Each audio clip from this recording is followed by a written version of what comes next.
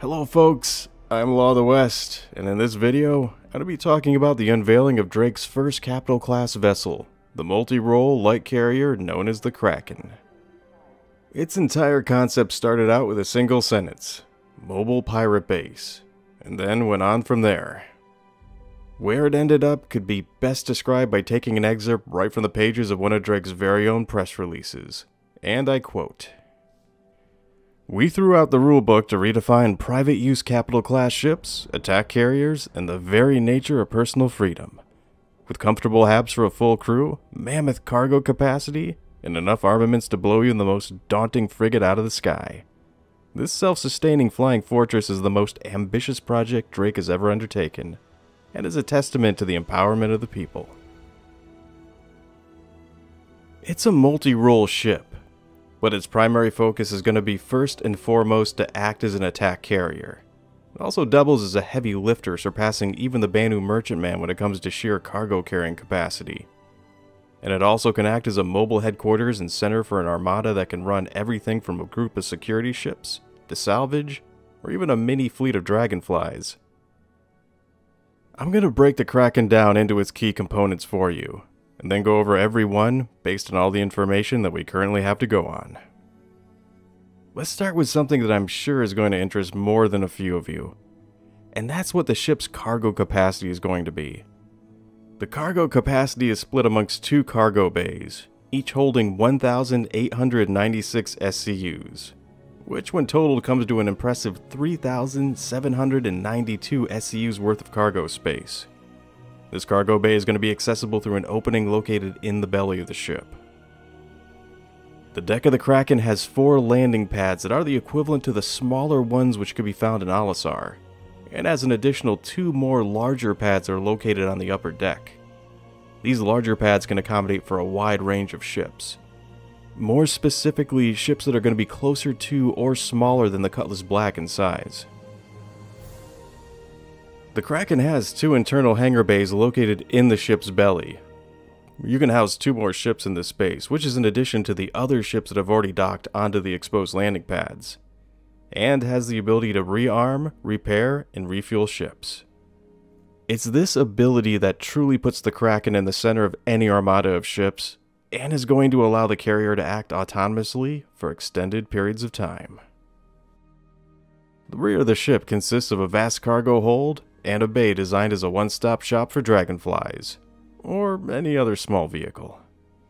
The dragonfly can be rapidly deployed through a hatch that's located in the roof of the bay, where they can directly ascend out of and drop back down into, which is perfect when you consider how the dragonfly handles.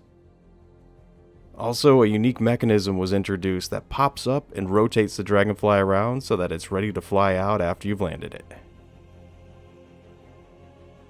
For weapons, the Kraken has 5 manned and 4 remote turrets positioned in strategic vantage points all around the ship.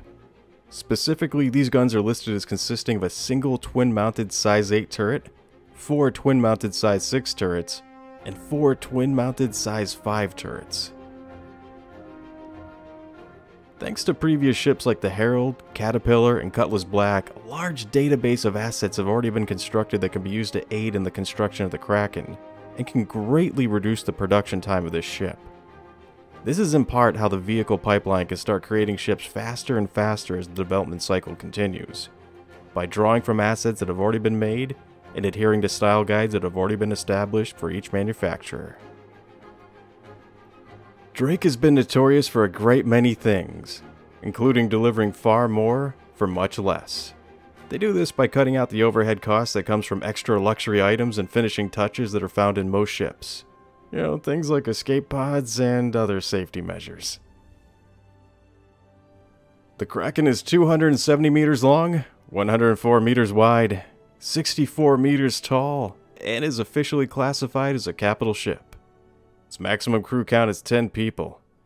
Other further details like its handling and top speed are unknown at this time. It's been confirmed that the Kraken can land on the surface of a moon, planet, or any other landing platform that's big enough to accommodate for it.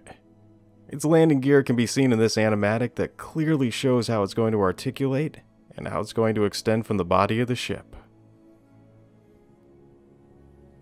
The Kraken has 6 medium-sized computers, a large radar, 2 capital-class power plants, coolers, shield generators, and fuel tanks, with 4 capital-class fuel intakes, and a single capital-class quantum drive, jump module, and quantum fuel tank.